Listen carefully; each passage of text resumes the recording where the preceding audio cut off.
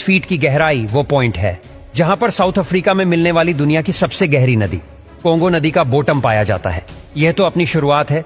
इंसान इससे भी नीचे तक जा चुका है। इससे भी नीचे 1246 फीट की गहराई में इंग्लैंड में एक हॉस्पिटल के बाहर दुनिया का सबसे गहरा कुआं पाया जाता है और उसे हाथों की मदद से ही खोदा गया था।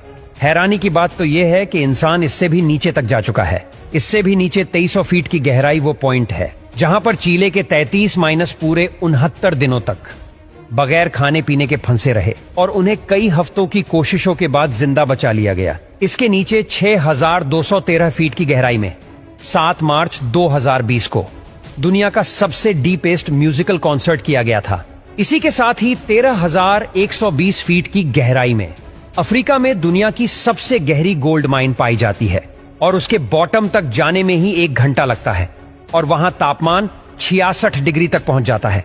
जमीन में मस्जिद 29,000 फीट की गहराई वो पॉइंट है जहां पर तो माउंट एवरेस्ट भी समा सकता है और 38,000 फीट की गहराई उतनी ही है